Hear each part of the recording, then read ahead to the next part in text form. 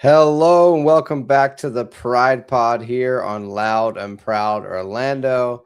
As we ask ourselves, who's driving this thing, Luis? Who's the captain of this ship?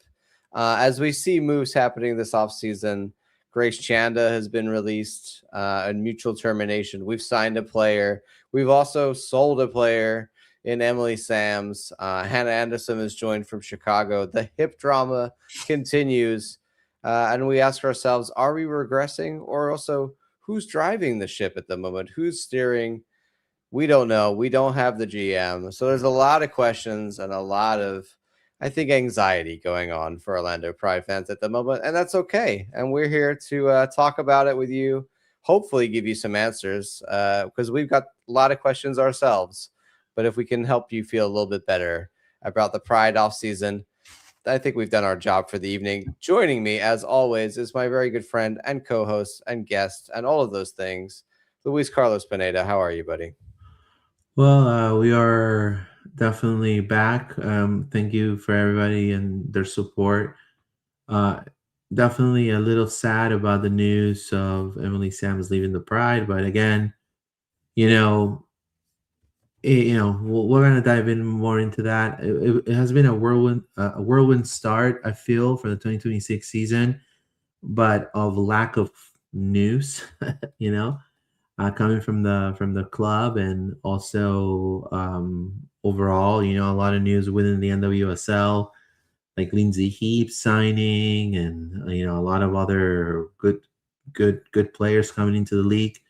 But when it comes to Orlando, a lot of not so many news, a lot of growing pains, a lot of uncertainty, and we'll dive into all of that and more. But yeah, we got news. Who's driving this ship? I really don't know. I believe it's Seb Hines for now, but I mean, it's something. It's a huge hole that needs to be filled, and we had news about that today. So I'm ready, John, when you are. Yeah, I mean, do you want to start there with our latest?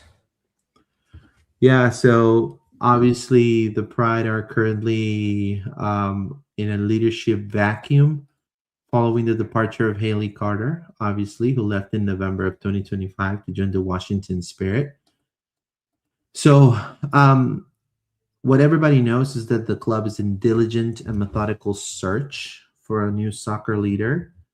In the interim, obviously, Seb Hines and the technical staff are managing the roster decisions. That has been confirmed. For example, the Emily Sams trade and the acquisition of Hannah Anderson. So that has been confirmed. Obviously, the risk is without a dedicated GM.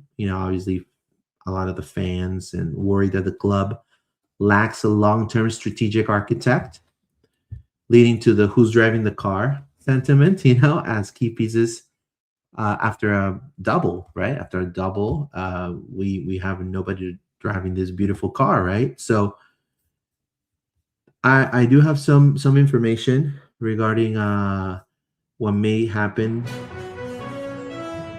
I can't believe I'm using this in tripod. Wow. Well, This we is a got breaking classic. news. This is a breaking news classic.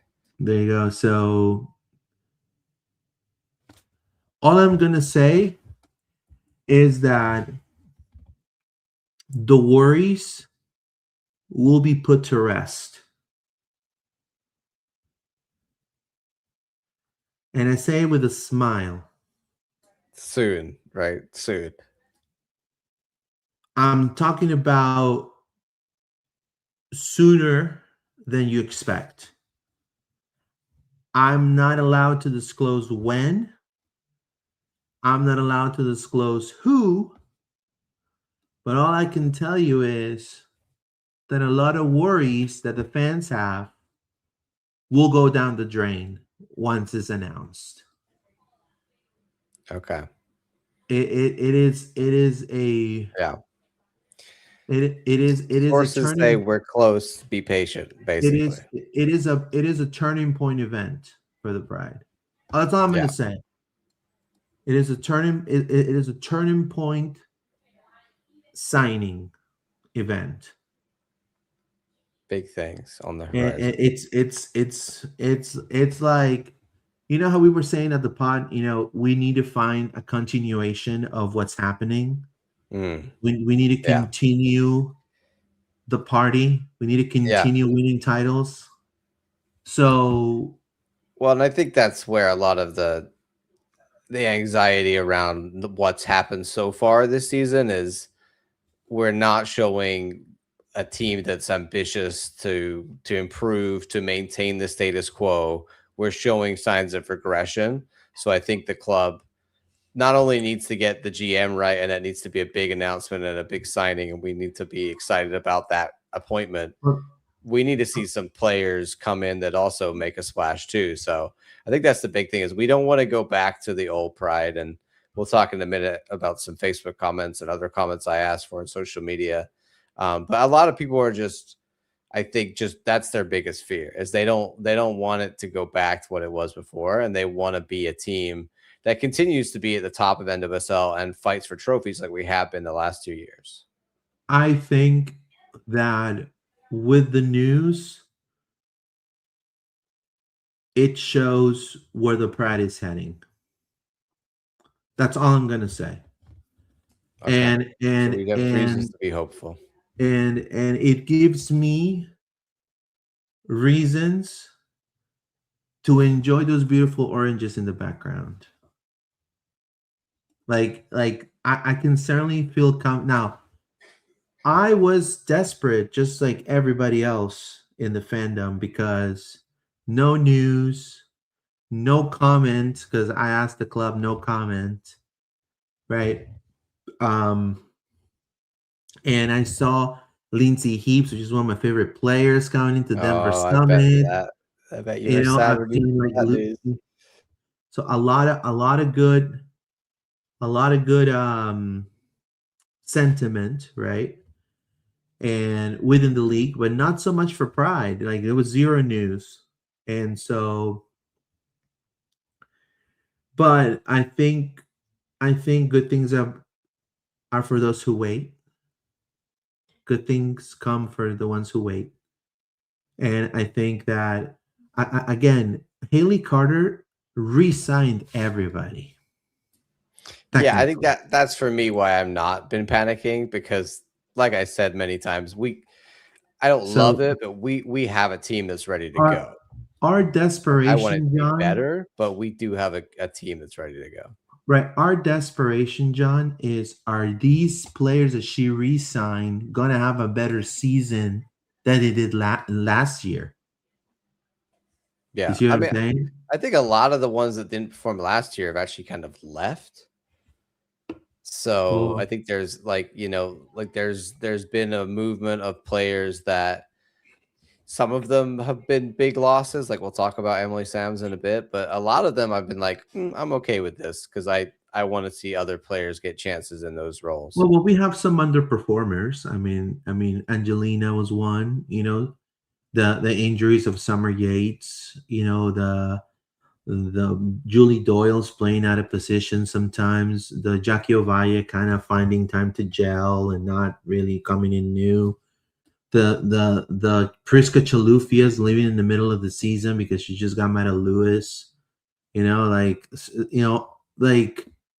it's just like those type of situations. Like I expect some of those underperformers to hopefully, like, with this new vision that's about to come, hopefully very, very, very soon, um, they get motivated to be like, oh, this is serious now.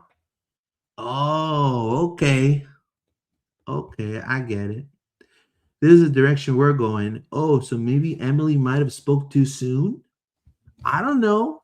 Maybe that'll be for Emily to find out. But uh, I love the pride.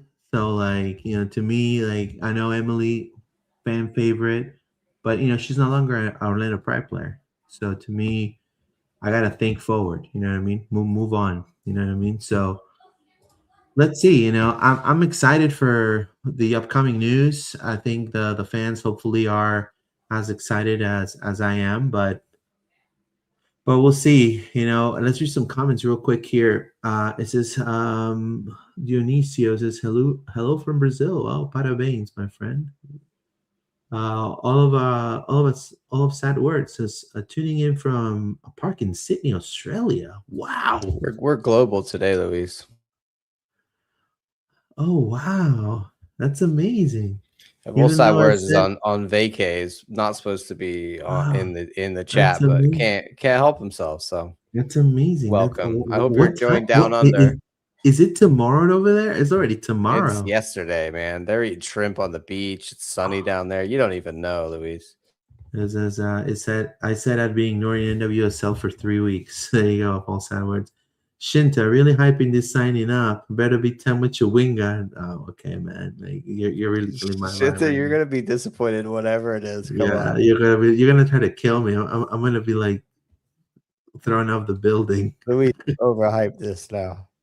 I haven't been panicking. I've just been pissed off. That's a solid difference there.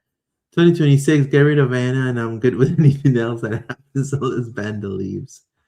No, I don't think Banda's gonna leave. No, I think I think the league is gonna run into a situation just like Trinity Rodman with Barbara Banda. I feel. They're gonna want to keep it in the league. Hayes said if you want minutes, you gotta dip out of Orlando. Says Shinta. Sporty Mouse. We got Mace for free and made a bunch of Sams. Not bad. Yeah, so I do want to talk about that too. Like, I got the transfer market most expensive players in the NWSL, and the list came out, and Emily Sams is the ninth most expensive player. So it's the ninth most expensive transaction in the NWSL. Yeah. So like right here. So Ovalle in NWSL history, Tigres to Pride for Ovalle, 1.3 million is the number one most expensive transaction, 1.3 million euros. Then Thompson from Angel City to Chelsea is 1.24. And then obviously you got Shaw, Germa, Tarsiani, Gutierrez, Kundajandi. Banda's number 8. And number 9, it's Emily Sams with 558,000 euros, which is probably over 600K for Emily Sams, man, which I was bummed out when that happened, man. I'll be honest with you. Yeah, I mean, Friday was it was like a news dump day from the club because they signed a player who we'll talk about in a little bit, but then they announced that they've sold a player that there was some speculation around the rumors of this. I know Angel City did their like little emoji teaser tweet thing, and a lot of people kind of deciphered it out of that. It's always sad whenever we lose a top player that we love and that we don't want to go anywhere and that we think that they're going to be here forever and we can build the team around. But sometimes people have their own agendas, right? Players have their own agendas. And we talked about that many times on this podcast. And that's what comes with the realities of a free market soccer system that players, yes, they are tied to a contract, but they're only tied to a contract to the point of which the club wants to hold them to that contract, and nobody wants to hold players when they're unhappy, and that just breeds a bad environment. And we've seen that before, and we know under Haley and everything that we've done with Seb has been about getting the atmosphere right and getting the culture right. The most overused word I know in soccer at the moment, but the culture piece is so important. And I think if Emily wanted to leave to go to live in California, to be in another team, to be part of another project or whatever, because she lists a lot of reasons there. I think that's perfectly fine, and I fully respect her, honesty and coming forward and saying I want to do that. We got a good amount of money for her. Yes, she's one of the best center backs in. I think she's the best center back in NWSL, but a center back going for 650,000, that's like striker level money in NWSL. So I think we got, like Louis said, one of the best, expensive, one of the most expensive transfers in the league system, and that's for a center back. I think we got well paid. She's made the move. She's happy. We're gonna, obviously miss her. Like I'm really bummed about it because she's one of my favorite players ever, especially to wear a Pride jersey. I think genuinely I consider her one of my favorite players. And I think that it was a shock and it sucks, but it is what it is. And as long as the front office has a plan of how to replace her, and clearly, Haley Mace coming in on a free. We'll talk in a bit about Anderson coming in as well. Like there's been plans. We've got Zara Shavoshi, Raphael's still here. We're gonna be okay. It hurts, but I'm not like, oh God, we don't have any defenders. Like we have other players, not at the level of Emily Sams, but we got paid. I mean, it is what it is. If we want free agency, this is what happens. And in the league, it's going to happen. Out of the league, from WSL, the teams in Europe. We're not always the most attractive market. I want to be the most attractive market, but it's just the reality of the situation. Some people want to go and live in California, and they want to live in LA, and this is an LA team, and that's attractive to a lot of people. So I don't blame Emily for wanting to go and do that, whatever her reasons are. I think it just makes sense for her, and we get the money. So it is what it is, but I'm sad, Louise. I'm very sad. Yeah, like I respect her decision. I don't want to sound I have mad love and respect for Emily Sams. We're gonna invite her into the pod at some point as well. She was one of the first people that, like, when I think the first media day she did, I think I was one of the first people I interviewed, her and Julie Doyle, I believe. So we go way back with Emily Sams since she arrived to Orlando, and I mean, I have nothing but love for her, and I'm happy, that she's happy.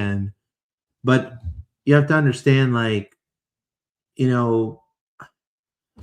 wanted to explore other options, and when Haley was part of the GM role, she said, we're going to have players that want to play for the badge, and that sentiment stayed with Seb as well. So it's now part of our culture, and you want players that want to, obviously, if there's a player that wants a new challenge, and which is what she mentioned, or get out of her comfort zone because she feels that LA is a bigger market than Orlando, so she can push for a spot for a 2027 World Cup roster. Certainly the bright lights of LA offer that, but also it could be a gamble because we may be seeing a resurgence of the Pride and LA dimming those lights and increasing their tax brackets.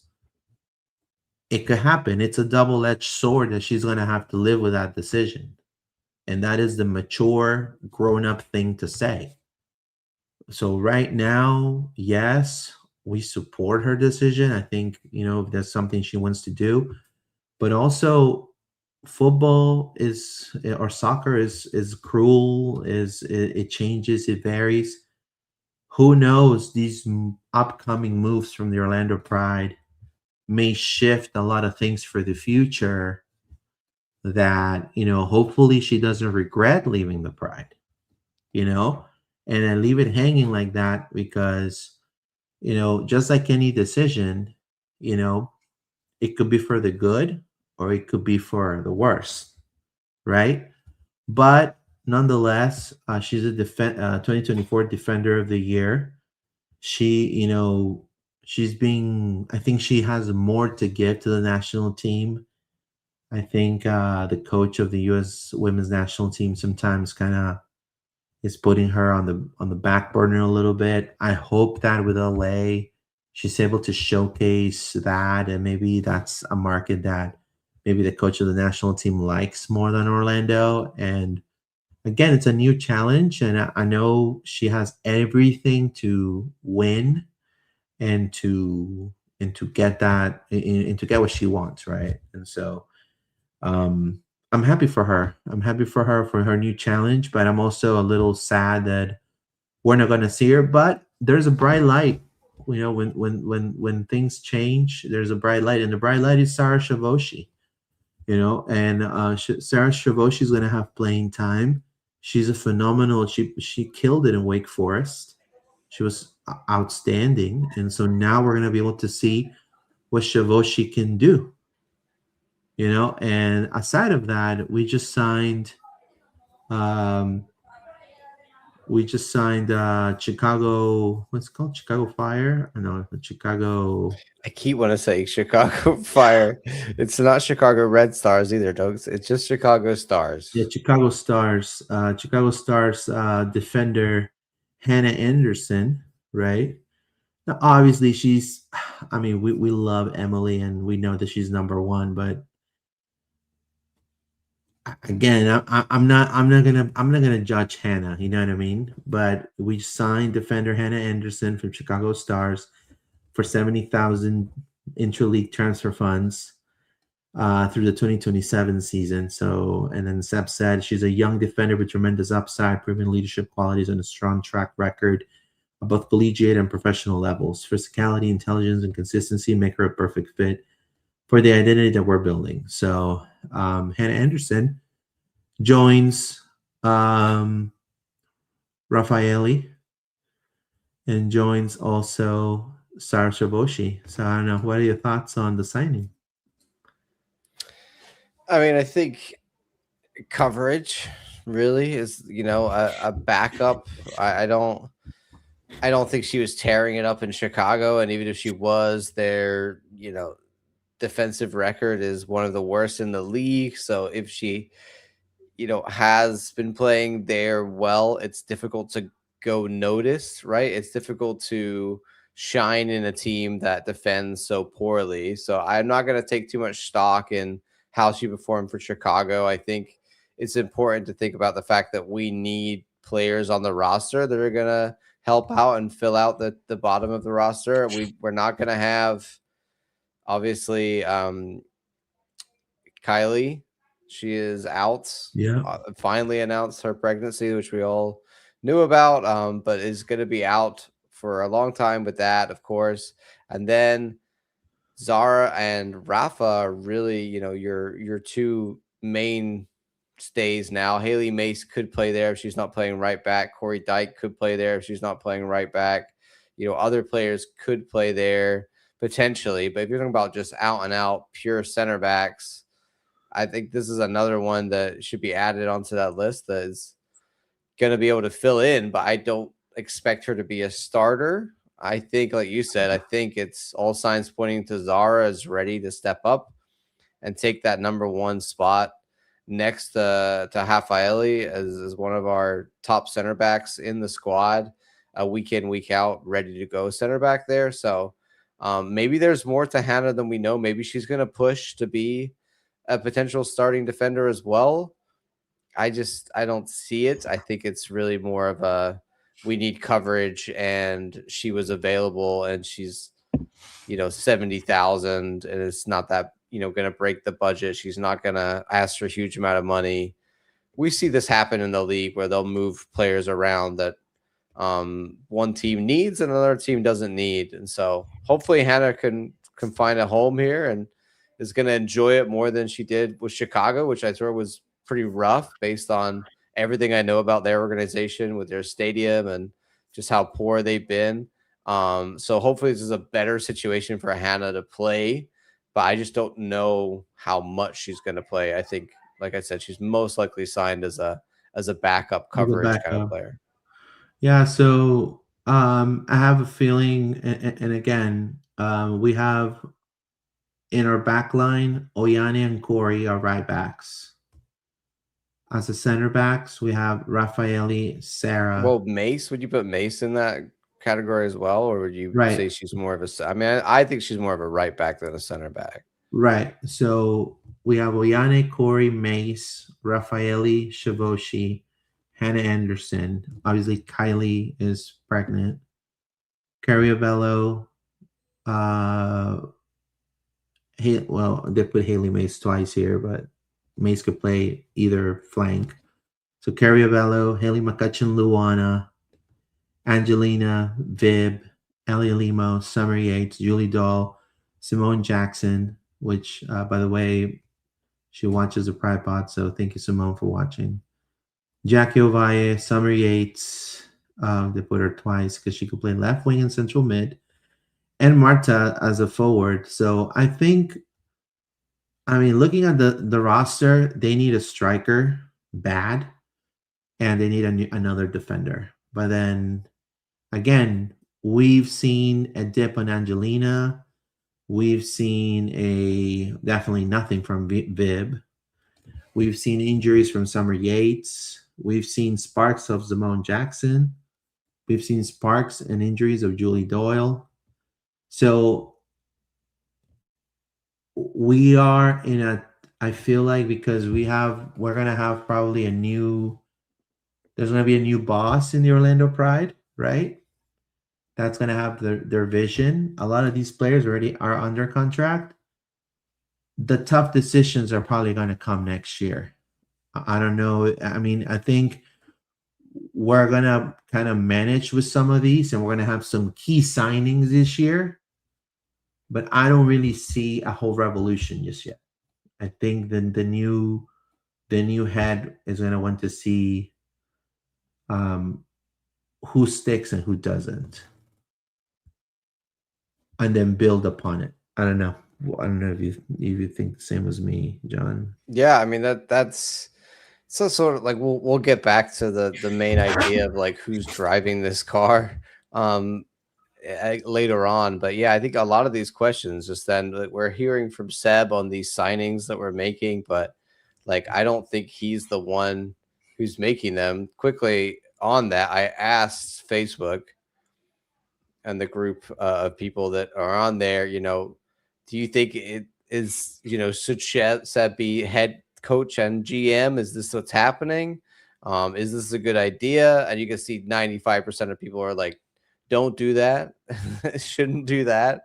Jackie Maynard here, shout out to Jackie, used to be the head of the press for Orlando Pride. And she said, moot point, it's not even allowed, which I know I've heard rumors about it being phased out by the league and they're not allowing it. I mean, look at KC moving away from Vlatko being GM and, head coach. So maybe there's a push from the league to say this isn't allowed. I don't think it's what's happening, but from the outside perspective, we're not hearing from a GM on any of these signings. We're just hearing from Seb, who I assume is the only one that the club wants to have a quote from, is the reason that we're hearing from Seb. But someone else, someone is making decisions here. We don't know who that is. Is there a group of people that Seb and Giles and Yolanda and scouting team and whatever, and they're just making decisions together, or these things that are already decided? Is the new GM here behind the scenes? They just haven't announced them yet, making these decisions. I don't know, but like you said, Luis, a lot of it then leads back to the question of, is this squad of players here that Haley put together, is that the preference of the GM? Because yes, we are kind of ready to go, but we also have some issues, right? I think striker is still a big issue. We've not replaced those wingers, like Luis talked about. We have some, but are they really performing at the moment? It's questionable. I think honestly, we need more from our wingers. I removed Grace Chanda because she's gone. Angelina, question around her: is she going to be the player in the middle of the park again for us? Maybe is it time to move on, sell Angelina, find her a new project? That could be the case. Haley McCutcheon, I think, is nailed down, but behind her, Luana, how many minutes is she going to play? Is Viv really going to play a lot of minutes? I don't think so. So do we have an issue in center mid if we're playing this 3 system that we played last year? Is Ali Limos going to play all the time? Is she a starter, or is she a rotation option? Are we going to play this formation that allows us to play 3D mids at the same time? Hafaeli, is Hafaeli able to play all the season? There's so many question marks. I mean, left back, we really don't have another left back after Carson Pickett left. So there are gaps. There are players that can play some of these positions. There's coverage. We can make do. I think striker is the biggest we can't make do. Like, we have Barbara and no one else that you really confidently want to put up at striker that could do even close to what she can do. So I think there's a lot of question marks right now, but then you add into that a new GM who looks at this maybe completely differently. And then you start to be like, well, they want to make moves. They want to put this person here, put their person there, make some changes. I don't know if they're going to do all of that off the bat coming in late into a preseason and being like, I want to make so many moves. I don't think that's smart. Maybe they'll take their time, but we don't know what they're going to think about this new team. Yeah, like for example, I mean, if I'm a new person joining the team, if I'm the new head, I will be like, I will get everybody together and be like, look guys, all of you guys have contracts, and I trust you guys will carry on and play the best of your ability. We want you to give 120%, because next year I have Thor's hammer with me, and I will drop it down. So this is the season in which you guys have to show me what you got. I can do nothing about what Haley did. There's nothing I can do. I'm going to trust you guys this season. We're going to go and we're going to have some key signings, maybe a 2 defenders and a striker. So that will mean that if I'm not getting anybody in the mid, I'm not getting anybody on the wings, I need to see the Jackie Valle from Tigres. I need to see the Barbara Banda from the double, and I need to see the Summer Yates from the double season as well, because she was very influential, especially in the Challenge Cup. So, and also Simone, the job's up for grabs once Marta retires. So, you wanna stay with the team. This is the opportunity, kind of, and the new captain is gonna be Haley McCutcheon. So I think that those are the conversations that are gonna have to happen, because realistically speaking, we're only gonna be able to get a couple of more signings, because the roster is pretty much, Haley left the roster pretty stacked on a lot of parts. Now we're just depending on are these athletes going to pan out, are going to have a monster season like they did with the double. You know what I mean?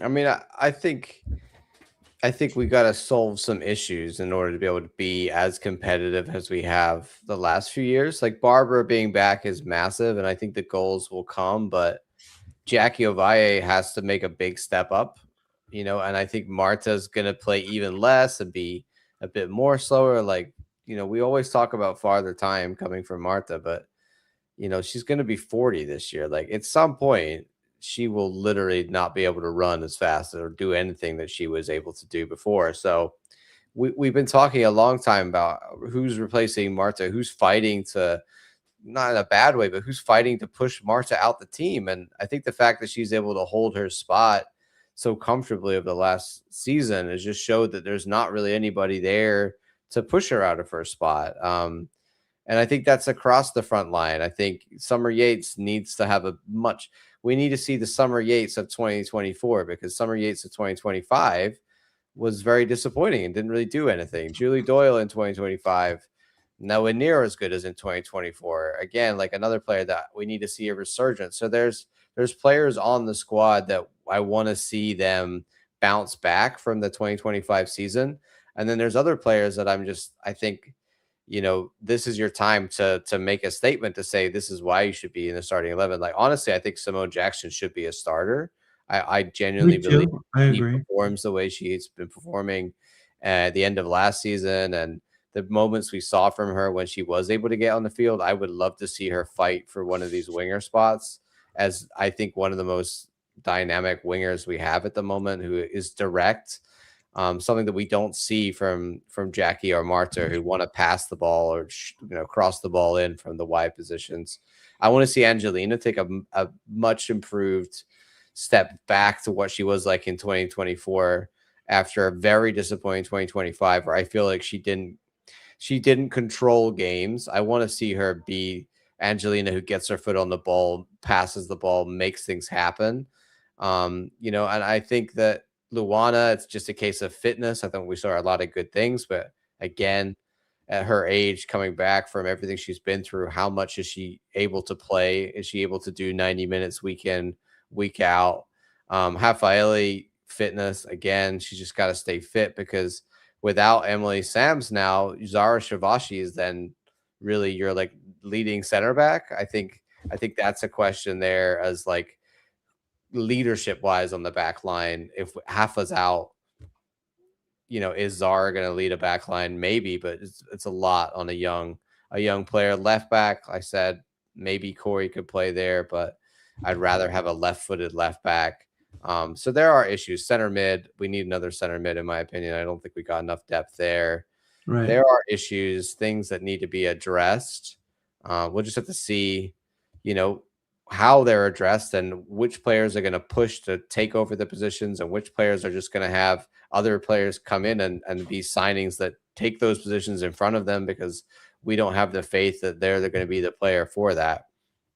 So there's opportunities here, but I also think that we need to see that hunger again. I think we didn't Right. quite see that same level of drive and hunger that made a good team great like it did in 2024. Right. And also we're gonna need, and again, we're coming into a place in which, again, I tell fans the real things. Like, realistically speaking, and I said it again, the roster that Haley left, a lot of the contracts expire into December of 2026. Okay. So you're gonna see the real ambition, quote unquote, that off season. I mean, being complete, because that new GM is going to have a real clean slate, and you could see where, if they're going to take the ball that Haley left and run with it and make it even bigger and do a touchdown or a rugby try or whatever, or we're going to regress, because based on what I have here, in 2026, these are the people that are under contract until the end of 2026. So by them buying their pot roast there for New Year's and their picanha or their mimosas or whatnot, you got Carriabello through 2026. That's her contract, expires on the 31st. Kat Assman as well, on loan terms likely through mid-late 2026. Barbara Banda through 2026. Luana through 2026 with an option to 2027. Grace Chanda, well, she's gone. Angelina through 2026. McKinley Crone through 2026. Julie Doyle, Marta as well. Viv and Summer Yates. Now, the ones that have longer term contracts beyond 2026, you're talking about, and look at the names: Sarah Shavoshi, stud at Wake Forest. We're gonna see how she's gonna pan out this season. I know she's not gonna underperform. Canadian national team. Corey Dyke, stud. Everybody knows Corey Dyke. Congratulations, Corey, as well. She's getting married. Ali Lemos, She got a better 2025 than a lot of people expect, especially at the end. She has through 2027. All three players through 2027 with option to 2028. Haley McCutcheon through 2028. Raffaele through 2028. Anna Morehouse, sorry, Shinta, through 2027. Uh, Haley Mays through 2028 multi-year deal. 2027. Oh, Yep. Hannah Anderson through 2027. Simone Jackson's through 2028. So, ain't Kalina Danner, Oyane, Cosette Morche, Jackie Ovalle, they are, I mean, there's really not a specific date. I don't know what the NWSL does this, but it tells me that they are part of the 23 under contract for 2026.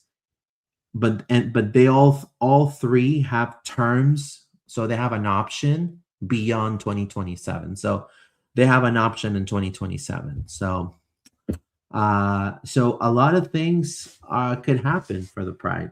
You know, I think this season we have to motivate them, like John was saying, for them to get out of that mindset and just go back to the way they were when it came to the double.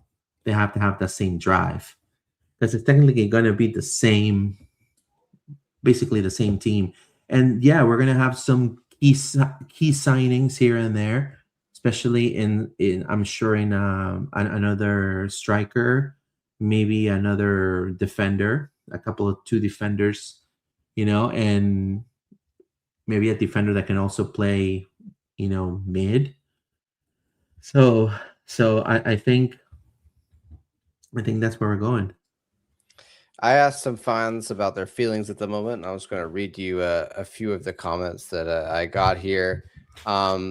There's a good one here by Susan saying, "My son and I are both season ticket members for City and Pride. It's the same situation over there as well. We can't get and retain talent. We make it to the first round of playoffs every single year, fall flat on our face. Are the owners the problem? Haley Carter was the best thing to happen to this club ever. She appeared to be stressed at every single game. She broke her contract to go to the King, who's brilliant, and we needed a little bit of that in Orlando for both teams. I grew up with baseball in my life, was a Yankees fan in New York, moved to Chicago, and instantly became a Cubs fan. Many losing seasons until 2016, but I didn't give up being a fan because I had the team had heart. I'm afraid our teams don't have heart, especially after all the departures this year. So, you know, a little bit of angst going on here. Katie McBride saying, "I'd love to know what the Oh, club is hey, going to Katie. do to address the marketability of the club. What are they going to do to attract and maintain top talent? What are they going to do to attract and maintain a fan base?" Sam's comments in the SI article, if you've not read that, by the way, Emily Yeah, Sam we did need a to look whole into that. kind of interview with Sports Interact. So go check those out on the SI article. Saying the article gave me a bit of pause. I've said some of the things as a fan, but to hear it from a player about commitment, community, fan base is frustrating. I want the Pride to be a club that attracts top talent and retains them. So I think a lot of people were picking up, Luis, on, you know, reading between the lines of what Emily Sams is saying, and thinking that our club is perhaps not doing the right things and not being as ambitious as other clubs in the women's soccer landscape, and maybe not having that same level of drive. I don't know if that's necessarily true, because I think we've spent a lot of money on women's players like Barbara Banda and Ovalle, and I feel like the Wilfs they did back Haley Carter a lot of the time with what she wanted. Maybe not everything that she wanted, but we don't know the ins and outs of exactly what you know what she asked for and what she was and wasn't given. But I think to assume that we are a club that, you know, doesn't have any of this stuff is not true. We're not Michelle Kang level, but I don't think that we are as bad as it was like 5 or 6 years ago. Heidi Am saying, "I'd like to bring up contracts. WTF is the point of having them when everybody just leaves anyhow, especially at the top. It's like everything is all talk and smoke and mirrors when it comes down to it." I feel like, Heidi, we kind of talked about that one a little bit earlier. David Zilka, sorry, he's saying, can anyone explain to me the rationale of liking the hip rule, but thinking it was just raising the salary cap will hurt the league stability? If I spend money out of my pocket or left pocket or right pocket, what difference does it make down to the bottom line? Seems Well, like keep the other players' salaries down. Also, the marketability seems sleazy to me. Everybody knows what it sells. And why should a player be worth more than any other players? I will read the rest of this because it goes down an interesting tangent. But I think what David is trying to say is he's not sure about this high impact player rule, Luis. And that's something that well, we are we going to talk gotta. about in a little bit. But any of these comments that you want to talk about, I know people generally like to be keyboard warriors, but I also want to listen to what people are frustrated about and know their issues. Yeah, but also you have to understand, and I tell people, right now we could be on the verge of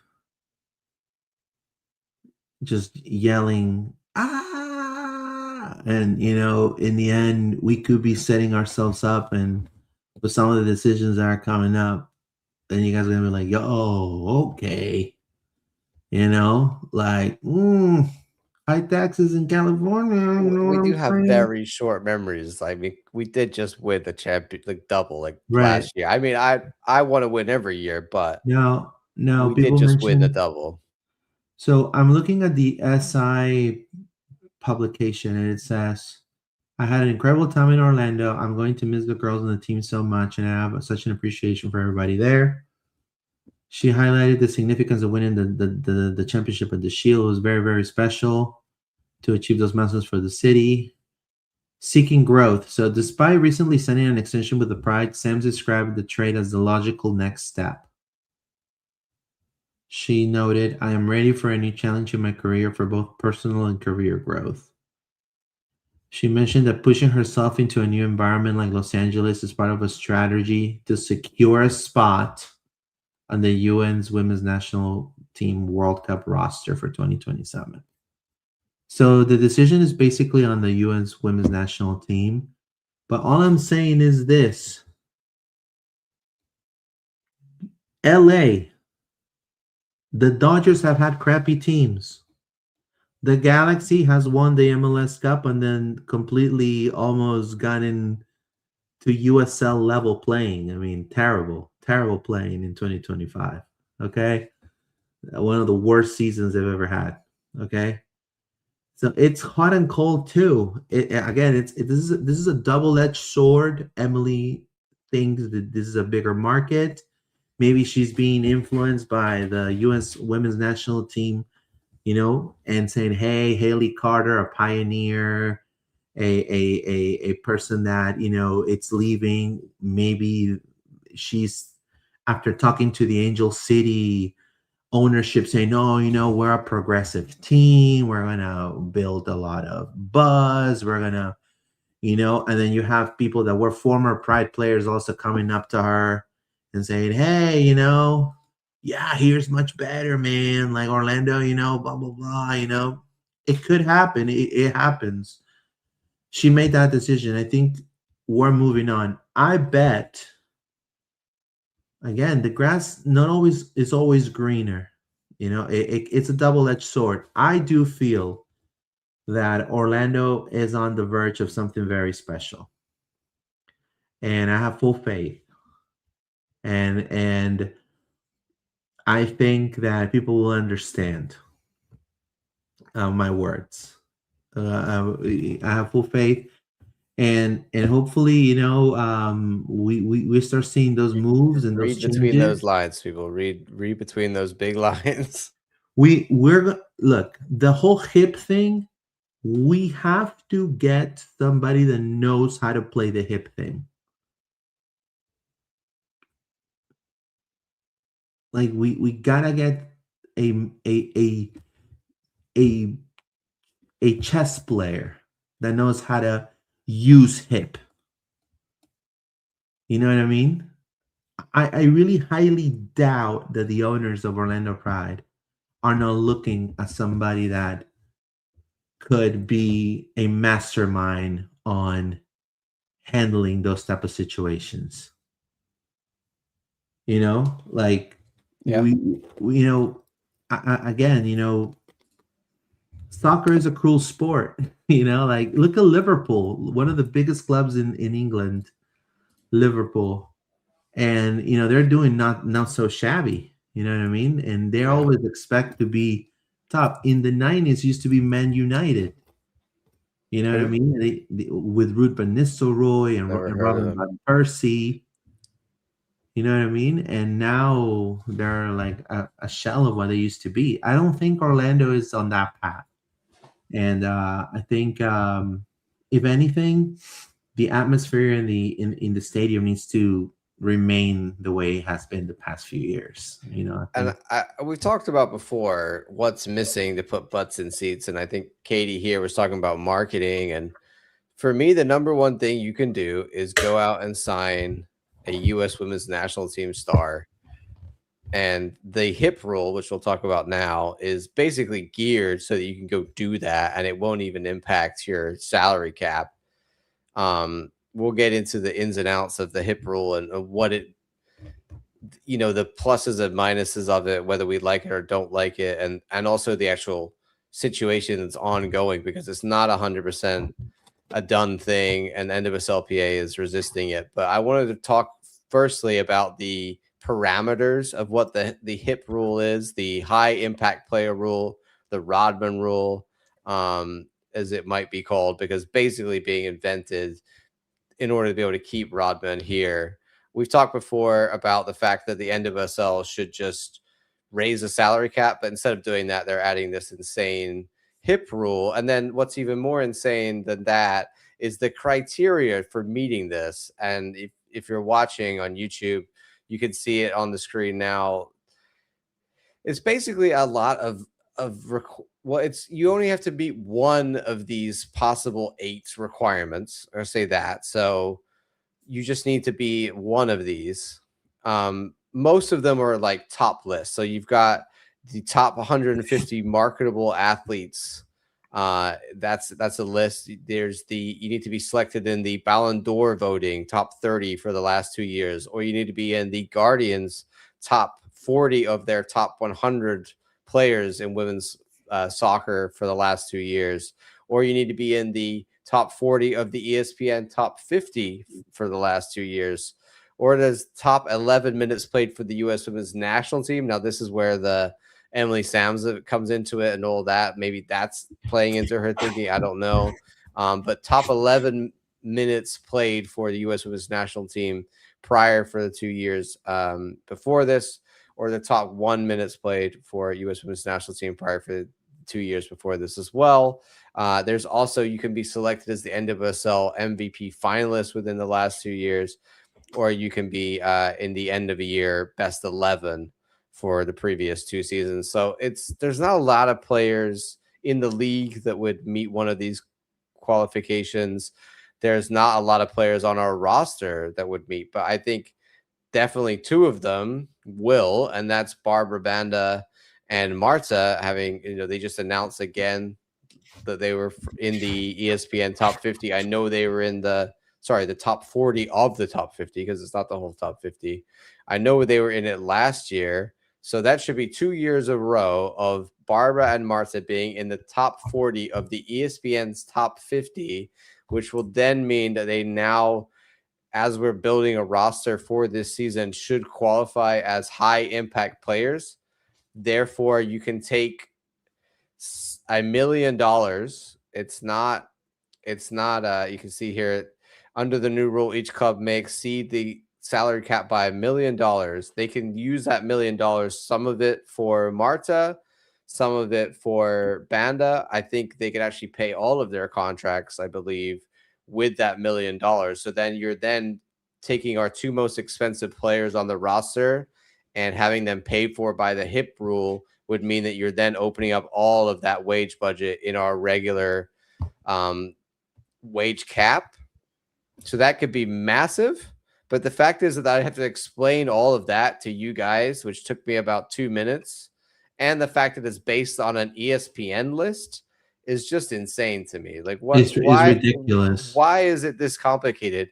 Why do we need 8 criteria that are BS criteria, by the way, because they're dictated by outside media, not by things like stats and like actual revenues generated by teams. And then on top of all of that, the NWSLPA doesn't, they agree with us. They don't see this as being a viable thing that should be done. They oppose it, but NWSL just seems to want to go ahead with it anyway and continue forward. So on that, you've got the situation which originally occurred where the NWSLPA had a contract for Rodman that they wanted to get approved. The NWSL didn't approve that. Then the NWSLPA filed a grievance with the league because of that. That still hasn't been resolved. So that's grievance 1. Now you've got grievance 2 coming in because the NWSL is continuing with the HIP rule, even though the NWSLPA says this violates the CBA agreement and the fact that they can't do it. So then that's an issue. I mean, it's just a mess. Like, all NWSL had to do was raise the salary cap sooner by $1 million this year. And we're going through all this chaos and craziness. And there's so much going on here that it probably won't even happen in the time to keep Rodman. So the Rodman move might be invented and she doesn't even use it because we've taken so long to make it happen that she's going to sign in the WSL. So I just think NWSL, they need to take a look in the mirror and question what are you doing right now? Yeah. I personally, when it comes to that, I just think that I'm with the NWSLPA. I know I got clobbered on TikTok about this. People was like, "Oh my god," But no, I'm fully with Megan Burke and the NWSLPA. Yeah, I'm like, yeah, this. I mean, if women's sports want to stray away from the MLS, like, why would you want to do that? Like, that's number one. It just doesn't make any sense. There's no parity. It's just underwhelming for a lot of players. Like, what about the Carrie Abellos, even the Emily Sams? You know what I mean? Like, it's just not. So a freaking ranking from some nerds in some office. Sorry that I said that, but are going to determine how much the players are going to, if they qualify for the HIP rule. It seems very stupid to me. We be honest with you. So, but again, we are a little bit. I mean, I would like to think I would like to think that the NWSL is not going to be able to do this. Hopefully, they're not. Hopefully, things change. But nonetheless, if you look at this whole situation, the pride, this whole talk about is Sab be able to be a general manager, or the whole, remember when Blatko took over in Kansas to be like the czar of Kansas City current, like he have all the positions. You can do that, I think, with how the league is going with this whole high impact player rule. The NWSLPA is become a little bit more intricate. And also, kind of like in the MLS, how Inter Miami is kind of building super teams. We're going to need somebody that's going to have to that knows how to navigate through these waters legally and knows how to read the law to play the game by finding loopholes in the law. Because every single law, every single piece of legislation has a loophole. So, and nonetheless, I mean, it is if that's how the game is going to be played, I think the Pride is going to play it as well. I mean, I don't see the Pride moving to a different city. Nonetheless, I don't see none of that. I do see the Pride pushing forward and just, whatever, we're in the NWSL. I think we can definitely compete with getting the best signings of the world. We've shown that. There's no reason why we can't do that. We just have to be ambitious about it. And I think that the likes of Barbara Banda don't come because we're sitting around hoping it happens. You need to go out and be proactive. Like Haley chased that signing to make it happen, to bring her here, fighting off other NWSL teams in the process. And you've got to be cutthroat about it. And I think it goes back to the theme of this episode of, while this is all happening, who's steering the ship for us? Who's thinking about how we're going to use this? Because Shinta made a great comment down here, and kind of like I said earlier, you know, if we put Banda on this hip rule and she has that payoff, like I think she's on probably around 500 or so thousand a year, in which case is like a massive amount of the roster as our most expensive salary player, that would then open up the roster in order to be able to go out and sign more players, and be able to pay more quality players more money. So if you could put Barbara and Marta under this rule, you're looking at like 800,000, something like that, worth of salary cap, which is massive. And then you're able to go out. So even if you don't go and sign a high impact player, just moving our players that would then be qualified as a high impact player could be huge. But again, it just all comes back to why all this need for all this complication. If you want the teams to be able to spend $1 million more on their high impact players, quote unquote, then just let them do that. Why do the owners, and this is something that's really interesting. There was a great, if you're not a fan of the athletics YouTube channel, I would go ahead and watch theirs. They did a great stuff called Full Time, and they had Megan Burke on there and asked her about this. And on that podcast, she talked about the fact that teams build the rosters. The leagues don't build the rosters, right? So the league should not be in the business of dictating rosters and how they're laid out in terms of who's on the roster. The league just sets the standard of like, this is how much you can spend on your roster. So in many ways, the league is getting into areas that the NWSLPA just considers this is not your job. Like, this is, you guys are interfering in order to trying to make more revenue for the league, when really it's like a team could decide that on their own. If they're going to go spend the money on the player, then the player is going to make that revenue back for them, whether they're a high impact player or whether they're just spending more money on the roster regardless. So again, it's just overly complicated and unnecessary, Luis. Yeah, I mean, and again, we come from an era with Haley Carter, which is players first. And again, I believe we're going to continue that. I believe I hope we'll continue that as well, you know? And on that point, Louise, the NWSLPA asked like all of their members, basically like sent out emails and whatever to all the players and asked them like, what do you think about this? And it was like unanimously hated by the players. Like none of the 100%. players want this to be a thing. Look, the NWSL has a huge chance to separate themselves from the USL Super League, which is one of their main competitors right now. And if they start poaching players from Europe, which they started doing with there's a lot of Danish players in the league, a lot of Swedish players in the league that play even Europa League and the European leagues. Like if they start opening and they're starting not putting no restrictions there, like the NWSL is gonna be in dire straits. Like, you know, and again, you know, we also, and I want to talk about more Orlando in general for soccer. We need to also fans. We need to find a person, a leader that could do something that Haley did, but because she left, she couldn't finish the job, I felt, which is build the bridge between, I don't know if through a rebranding or through a redrawing of what the Pride is, but a bridge between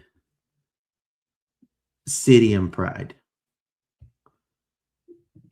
You know, like, because if you look at Kansas City attendance, Bay FC attendance. You know, you look at these other markets, even San Diego, for example. Like they get this, they get more attendance than we do. You know what I mean? And we won the double. And not only that, then we got backlash for the freaking final or whatever. Then we got all this drama, and then now half the league hate us. But if we start building bridges and literally like filling up our stadium, like make the atmosphere even more impactful, we're not like, it's kind of like the fans are also delivering big time, but we have to also sell the team a little better. You know what I mean? We have to be able as a brand, sell the brand a little better.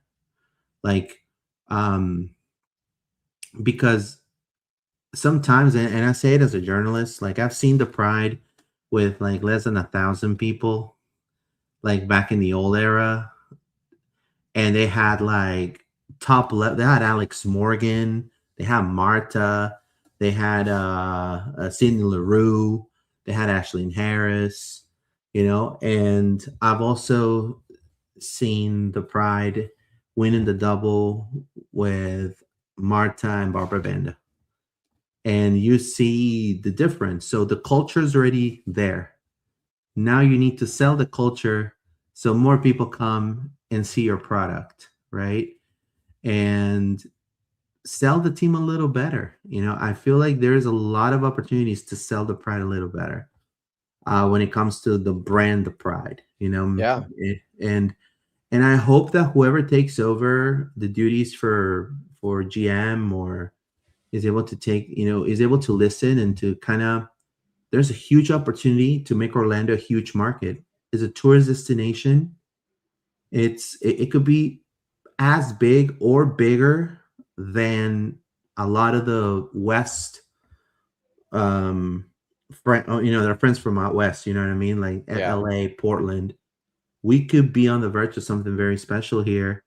We just got to find that bridge. And And I agree. I think after we won the double and in 2025, I was really expecting us to push on from there. And I think attendance was better last year. yeah, Like, I mean, we know it was. We can go look at the stats, but it didn't jump as much as I'd hoped.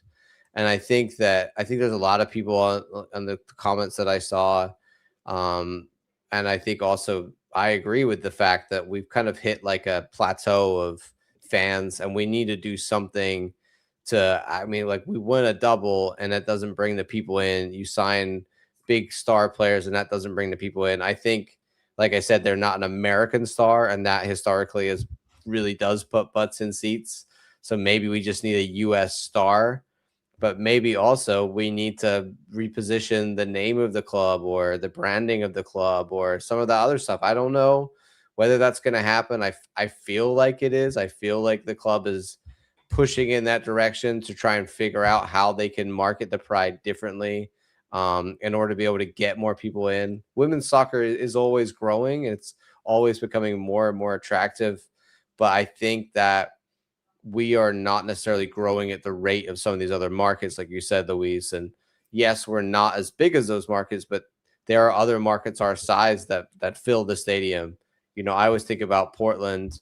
Like I went to the Portland Thorns game like 10 years ago, and they had a full stadium, and they did that off the back of the men's team being so good and so incredible that they sold tickets to the women's team because they were sold out. And then you made a bunch of, Portland Thorns fans who couldn't become Timbers fans, right? Like, I'm not saying that's the answer for us, but there needs to be a way to bring more people to the stadium. And I don't know what that is. And I used to take market the club. Like, I used to literally do this yeah.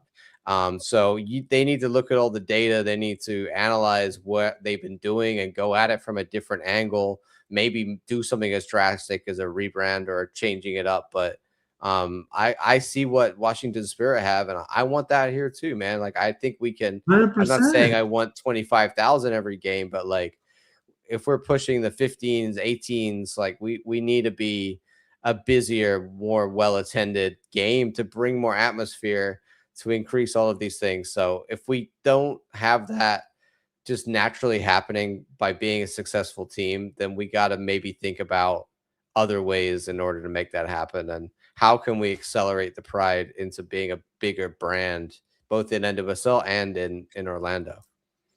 Take the product in preseason. Yes, have your practices and stuff, but take the product and do free, like literally open to the public, like promote it, have a street team. I mean, look, I'm no sports marketing person, but A like street team take, is big. I like don't like know how take, what they're doing on that. like take the product to Brevard. That there's already the ILF, a big branch there. Take the product to Brevard. Take the product to Osceola Heritage Park. That's free. They could play there for free. Literally, it doesn't cost us anything. It's literally ours. And like then you get people from Kissimmee that are gonna know there's a women's team. They're gonna know people from Brevard. They're gonna know they're gonna have. So we're gonna have to take the product there. And when I say the product is the team, and kind of like start that way, because for Orlando, for example, we have people from Tampa, we have people from that come from Jacksonville, that come from Gainesville, that come from Brevard, that come from Port St. Lucie. So like I think the Pride has a huge opportunity to bring somebody, and I want to see that. I want to see a person that's going to be able to bridge that gap and make it bigger, because sometimes, to be honest with you, the women product in Orlando has been the past few seasons sustainably better than the men's when it comes to consistency of wins and losses. And it feels a little disappointing sometimes seeing, the men on an underwhelming 0-0 draw or 1-0 loss with 25,000 people or 21,000, and then seeing the Pride with only like 3,000 people or 4,000 people. Like, I Yeah. don't think it's fair. Like, for example, give you average attendance. Inaugural season of the Pride 2016, 8,785. Then 2017, 6,000. 2018, 4,800. 2019, 5,000. 2020, no season. 2021, combat the rebuild phase. 4,227. 2022, that was when they did the Daytona Soccer Fest, 4,300. 2023, that's when they started doing the upward trend. So now look, 5,504, 2023. Then 3,000 more fans in 2024, the Shield winning season, 8,340. And last year, we had an average attendance of 9,623. So that is literally the current peak of the prime modern era. It's been over a 20% growth since 2024. So Yeah. And that's again, potential right there. the big theme of this is like we just don't want to go backwards. So what are we doing? Not only roster wise, but what are we doing? Front office wise to still piggyback off the growth of 2024 and 2025. It was still a successful season in many ways, but we just don't want to go backwards. So Luis, all we can do is continue making the Pride Pod. This is our second or our third season now. We're about to go into our Yeah, third season of the Pride Pod. it's the third season. I Yeah. still remember that first episode when Shinta corrected me for saying Hafa's name wrong. So Yeah, thank you, Shinta. I know you've been here since day one, I keeping know. us true and on the straight and narrow. But we appreciate all of you guys for being here with us. Hopefully, we're gonna have some exciting news in the coming days, and then we can all be a little bit happier in the social medias and not Soon, be so doom and like, gloom. And oh, maybe we'll make a big splashy signing, and then everyone will be really excited and. We'll be ready for the season. Like it's a while away from the season. We got time. So let's try and I be think positive. Even though at the moment Emily Sam's going is really depressed. My whole vibe. I think even if I know some of the players watch the pod, and I thank you guys for watching. Just I'm gonna say this. Good things are coming. You guys are still under contract. Play the best. Play for the badge. Continue that drive from 2024. Go back to a drawing board. You guys can do it. You guys have shown your quality. Doyle, Yates, Morehouse, like Oyane playing the wing, like Jackie, like even Banda. She's probably willing. Like, I need to be in the. I don't want to be number 9 best player in the world. I want to be number 1. So there's a lot of high ceiling for these players, and hopefully, it's going to be a good season. Expect news fairly soon, sooner than maybe this episode. I don't know. We'll see. Maybe. I've got some news as well to share with all of you guys. I'm going to be doing some more content creation. I'm going to be doing my own channel, which is called John Rollins TV. I've invited you all to be following that. It's going to be a YouTube channel where I cover all the teams, but I'm also going to be doing some NWSL stuff. So I'm going to have a weekly NWSL pod, which I've reached out to people across the NWSL sphere, trying to find other podcasters like us that do the Pride Pod to see if they'll talk to me weekly about NWSL. So look out for that. There's going to be more content coming around the hip rule and all kinds of stuff that I'll be making in the coming weeks as we get ready for the NWSL season. So yeah, please go ahead and support me over there. Yeah, there's a Shinta Lewis saying Cat is coming. I will love that, but we'll see. I think it'll be amazing. I'll flip. That Daytona thing was a nightmare of all set of words.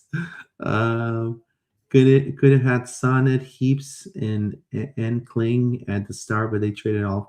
Yeah, I agree. That would have been amazing. But whatever. I still remember that day. Utah become the Japanese national team spot. Orlando go fucking get Manaka. That'd be cool. Washington just let Miura go, right? Add FC to the name. Orlando Pride FC. Well, it would be SC. I don't think you can't have an SC and an FC in the same soccer family. I think that's just confusing. Yeah. Or we could be Club Internacional. No, I'm just joking. Inter Pride? Inter Orlando? Inter Pride. No. Oh, no. But I want to say thank you to everybody who is here listening and watching. As always, please go ahead and support LPO on social media. If you're not following us on social media, I don't know what you're doing, but Luis does a great job posting about everything as soon as we hear the news or if we get any insights, stuff like that. So follow us on X or on Blue Sky or on Instagram, Facebook, all those places. And you can interact and leave your comments. And like on today's show, maybe we'll read your comments out if there's something that we want to talk about. Yeah, follow us on Spotify and Apple Podcasts. We're also going to be on audio form. If you're listening, thank you for your support. Also, we're on X, YouTube, Facebook, and also Blue Sky at LP_podcast. So feel free to support us there. We're already 2,002K actually a few days ago. We reached that mark on Instagram, so we're very excited for that. And we are over 1,500 and something on X. People keep like adding us and like taking us and desubscribing. I don't know what they do that. It seems kind of stupid, but whatever. We thank everybody. We hope for more news for the Pride. I know that some stuff is brewing. Stay tuned, and when you hear the news, just think of me. And like, you can leave me a comment. Yeah, definitely on my socials, Pineda_ORL. Or you can yell at me. That's fine too. We'll allow it. As long as it's nice yelling, we'll allow it.